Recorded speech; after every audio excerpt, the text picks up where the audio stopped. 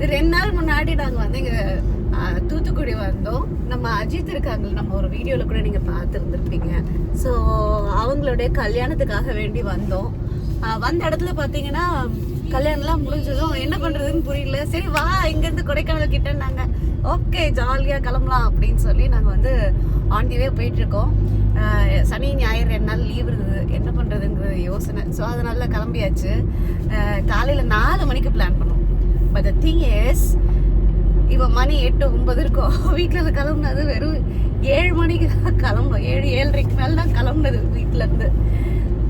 அது பிளான் மாறி போச்சு. கல்யாண வீடு வரையா அப்படி கொஞ்சம் டயர்டு, தூக்கம் அப்படி இப்படின்னு இருந்துருச்சு.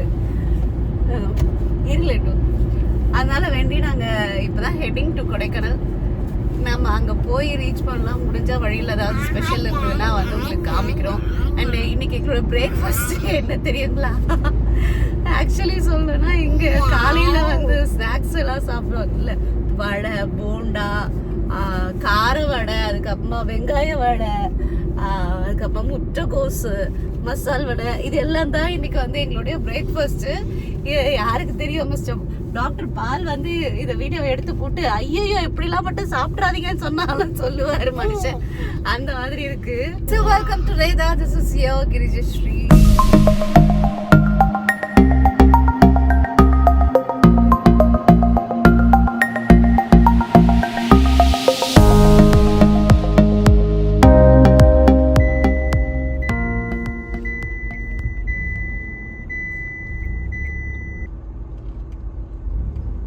இப்போ நான் காமிச்ச இந்த டோல்கேட் பார்த்துருப்பேங்க. இது வந்து தூத்துக்குடி டு மதுரை டோல்கேட்டு. அந்த பேரிகார்ட்லேருந்து எதுவுமே வந்து ஒழுங்கில்லை. அண்ட் இதில் வந்து மொத்தமாக எத்தனை 4-5 லேன்ஸ் இருக்குது. 2 லேன்ஸ் தான் ஒர்க் ஆகுது. மீதி எதுலேயுமே ஆட்கள் கிடையாது, மெயின்டெனன்ஸ் கிடையாது. அங்கங்கே உடஞ்சி தொங்குது. அங்கே பாருங்கள், இந்த நான் காமிக்கிறேன். இந்த பார்த்தீங்கன்னா தெரியும், இப்படி தான் இருக்குது. ஆனால் காசு மட்டும் கரெக்டாக வந்து வாங்கிடுறாங்க. இந்த மாதிரி மெயின்டெனன்ஸ் இல்லாத டோல்கேட்டை ஏன் க்ளோஸ் பண்ண தயங்குறாங்கன்னு தெரியல. அவ்வளோதான், அதுக்குள்ளே என்ன விட்டோம்னா சொன்னல திரும்ப இந்த டோல்ல காசு வாங்குறாங்கன்னா கூட நியாயம் பாரு. எவ்வளோ நல்லா மெயின்டைன் பண்ணுறாங்க.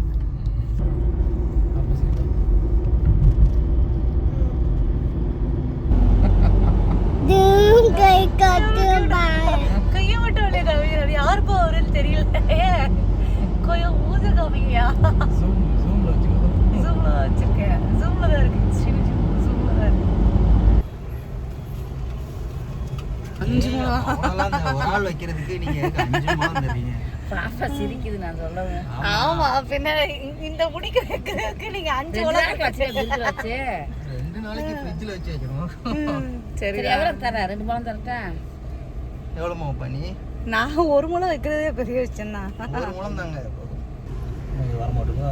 இது அவங்க நம்ம இது கூட வச்சிருக்காங்க. இது எவ்வளவு? 50 ரூபாப்பா. இது 1.50 தரேன். வண்டிக்கு போட்டு பரவாயில்ல. தலையில வைக்கிறதே வண்டிக்காக தான். 50. நம்ம வந்து இப்போ வத்தலகுண்டு ரீச் ஆயிருக்கோம். வத்தலகுண்டுல வந்து மல்லிப்பூ வாங்கியிருக்கோம். Vathalagundu road for 12 kilometers. நாம் இப்போ வந்திருக்குது சிலுக்குவார்பட்டி.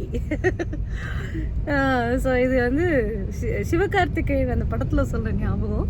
நீங்கள் வந்து பார்த்தீங்கன்னா இந்த மல்லிப்பூ வாங்கியிருக்கோம். அந்த அக்கா சொன்னது பார்த்தீங்கன்னா 5 முழம் 150 ரூபா சொன்னாங்க. அதுக்கப்புறமா 1 முழம் தான் வேணும் எனக்குன்னு கேட்கும்போது 50 ரூபா கொடுத்தாங்க. ஸோ ஆனால் நல்ல வாசமாக இருக்குங்க. ஓ மை காட், சீரியஸ்லி நல்ல வாசமாக இருக்குது. எப்படி இருக்கேன்? சட்டுன்னு வந்து ஒரு ஐப்ரோ டச்சப் பண்ணி அண்டர் ஐஸ்லாம் கவர் பண்ணிவிட்டு ஒரு சின்னதாக வந்து லிப்ஸ்டிக் போட்டு அப்படியே ரெடி ஆகிட்டேன். ஏன்னா அப்படியே உங்ககிட்ட வந்து பேர் ஃபேஸாக காமிக்கிறதுக்கு எனக்கு ரொம்ப எம்பாரசிங்காக இருக்குது. ஸோ அதனால் வேண்டி கொஞ்சம் லைட்டாக ஒரு டச்சப் பண்ணிட்டேன். தோ நான் வந்து ஒரு நைட் ட்ரெஸ் போட்டிருந்தாலுமே கூட பூ பார்க்கும்போது ஒரு ஆசை வந்துடுது எப்படி இருந்தாலும். So we are heading, actually கிட்டத்தட்ட வந்துட்டோம் நம்ம கொடைக்கு. ஆனால் என்னென்னா இது அன்பிளான்டு கொடை வர்றது. நாங்கள் இதுக்கான ட்ரெஸ்ஸு எதுவுமே எடுத்துகிட்டு வரல. குளிரோ ஒரு ஜர்க்கினோ இல்லை ஸ்வெட் ஷர்ட்டோ எதுவுமே எடுத்துகிட்டு வரல. I doesn't know how we going to bear the weather. So அதுதான் வந்து எனக்கு கொஞ்சம் ஒரு மாதிரி இருக்குது. சித்துக்கு எப்போவுமே வந்து ஒரு ஸ்வெட்டரோ இல்லை வந்து ஹூடி ஏதாவது ஒன்று வந்து நம்ம ட்ராவல் பண்ணுறோன்னா எடுத்துருவேன். ஸோ அவனுக்கு ஒன்று இருக்குது ஏதோ, பட் நான் எப்படி தாக்க போகிறேன்னு தெரியல. என் ஹஸ்பண்ட்க்கு ஹேஸ் அன் எக்ஸ்பீரியன்ஸ் இந்த மாதிரிலாம் வந்து குளிரான இடத்துக்குலாம் அடிக்கடிக்கு வந்து கொடைக்கு அடிக்கடிக்கு வந்து எக்ஸ்பீரியன்ஸ் இருக்குது. So he knows the weather. எனக்கு தான் நான் என்ன பண்ண போகிறேன்னு ஒன்றுமே புரியலை.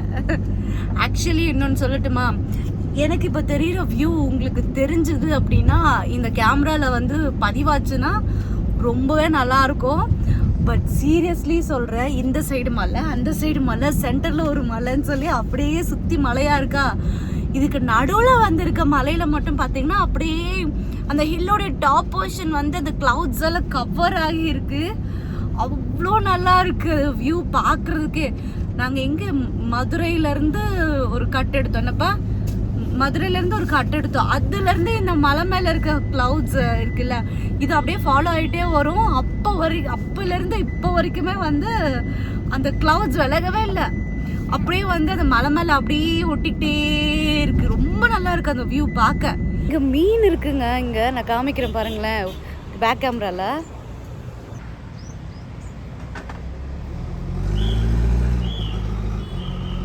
இந்த வியூ பார்க்குறீங்களா?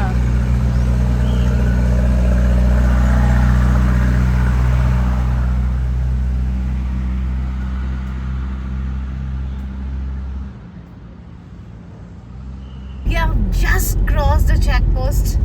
On the way வந்துட்டோம், almost வந்துட்டோம் கடற்கரையில் வந்துட்டோம்.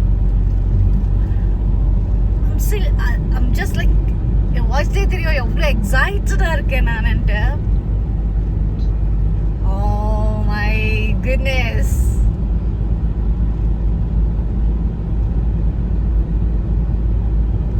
அந்த மலையே பாருங்களேன், மேலெல்லாம் ஃபுல்லாக வந்து நிழலாக இருக்குது. அதுக்கப்புறம் பாருங்க மிட்வேக்கு அப்புறம் வந்து